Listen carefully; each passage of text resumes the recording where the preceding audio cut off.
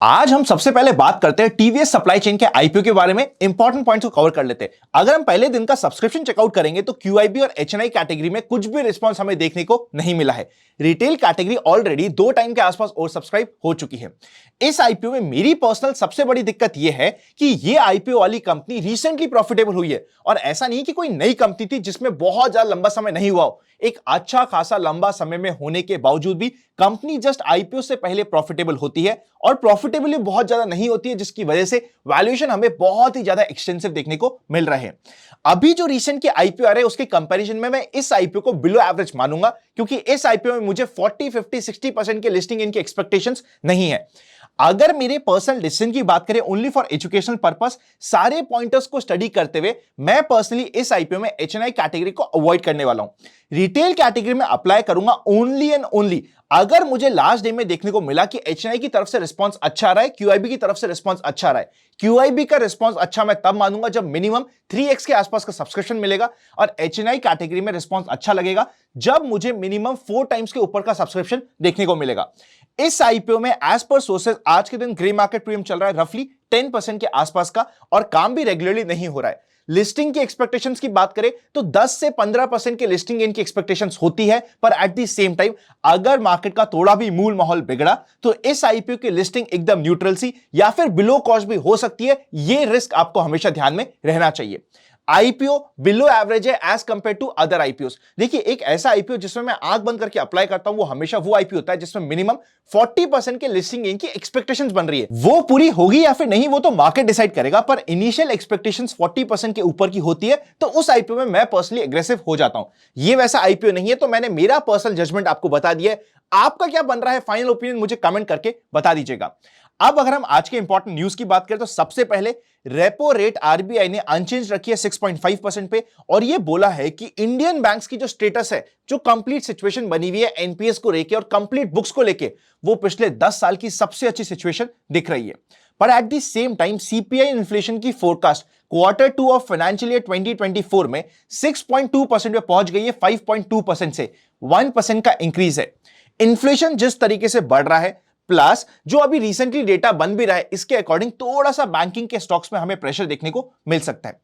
Third important news आ रही है जी और सोनी की तरफ से, जिसका मर्जर अप्रूव हो गया है एनसीएलटी की तरफ से। अगर आप जी के चार्ट को भी चेकआउट करोगे तो यहां पे आपको लंबा कप विथ हैंडल का पैटर्न दिखेगा, जिसके हैंडल का ब्रेकआउट आज के दिन हो गया है, जिसकी वजह से आज के दिन इमीडिएटली ब्रेकआउट होती, ऑल्दो न्यूज के बेसिस पे ब्रेकआउट है, पर यहां पे आपको इमीडिएटली 15% का रिटर्न मिल गया है। अगर मेरी पर्सनली बात करें तो मैंने पर्सनली प्रीमियम लर्नर्स के साथ एक इंपॉर्टेंट स्टडी शो करी थी कि किस तरीके से 20 डे मूविंग एवरेज के आसपास ये सपोर्ट ले रहा था ये स्टॉक, प्लस जिस समय ये हैंडल बना रहा था इसके वॉल्यूम्स कम थे।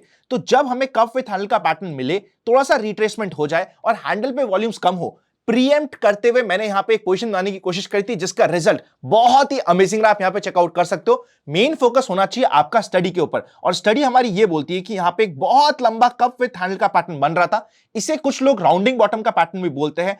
यहां पे ब्रेकआउट देने से पहले इसने बहुत प्यारा हैंडल बनाया जिसमें वॉल्यूम्स कम थे, और आज के दिन ब्रेकआउट देते ही 15% के ऊपर के रिटर्न्स ये दे चुका था। फाइनल न्यूज आपको देखने को मिल रही है केआरबीएल की तरफ से, जिसका 500 रुपए में टेंडर रूट के थ्रू बायबैक अप्रूव हो गया है। अगर कल के दिन यहां पे 415 के ऊपर का मोमेंटम आता है तो इमीडिएटली 425 तक के लेवल्स यहां पे देखने को मिल सकते हैं।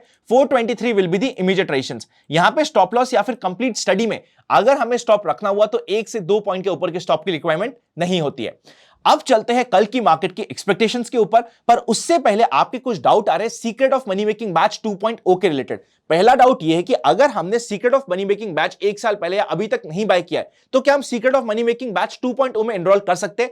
बिल्कुल हां, यह है वही basic secret of money making batch जिसमें मैं पर्सनली अपना पूरा प्रोसेस आपको बताता हूं, पर इसमें थोड़ा सा मैंने अपडेशंस कर दिया, थोड़ा सा नई तरीके से प्रेजेंट करने की कोशिश करिए, आपको थोड़ा सा नया सा लगने लगेगा।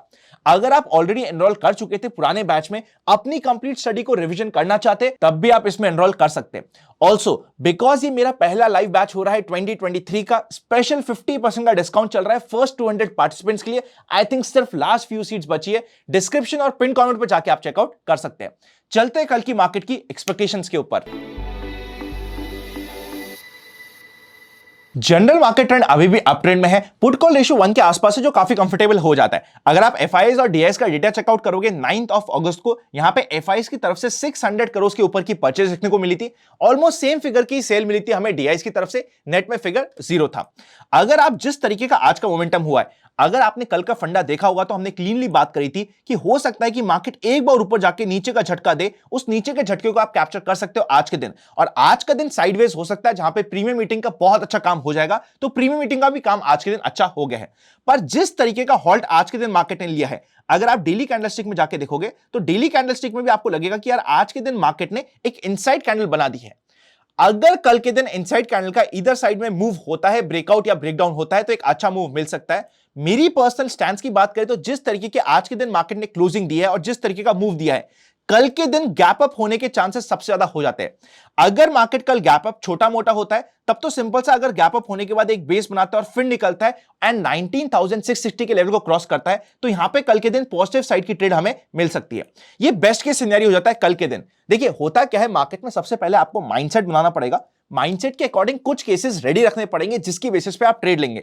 तो कल का सबसे बेस्ट केस सिनेरियो ये होता है कि मार्केट या तो स्लाइटली या फिर अच्छा खासा गैप अप हो जाए। गैप अप होने के बाद अगर थोड़ा सा कंसोलिडेट करता है, अगर गैप अप की मुझे पर्सनली एक्सपेक्टेशंस होती तो ऑब्वियसली आज के दिन में बीटीएसटी करने का भी दिन मान सकता था।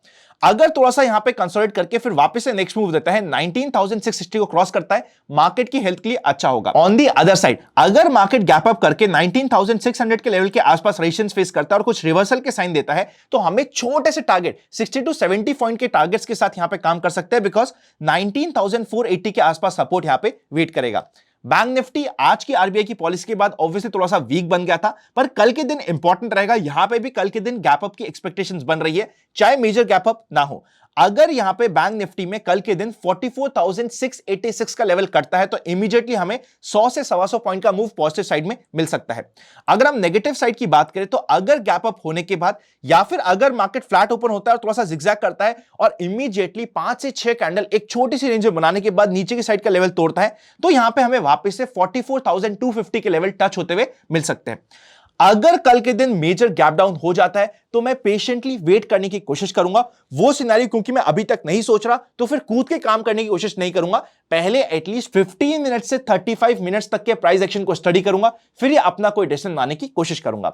अगर वीडियो अच्छा लगे तो लाइक करे बिना मत जाइएगा। और अगर हम कल की एक इंपॉर्टेंट स्टडी की बात करें तो लॉरस लैब में 2.5 दिन का फंडा यहां पे अप्लाई हो रहा है। बाकी आप सभी समझदार है। Secret of money making batch 2.0 के लिंक आपको डिस्क्रिप्शन और पिन कमेंट में मिल जाएंगे। Happy learning and I will see you very soon.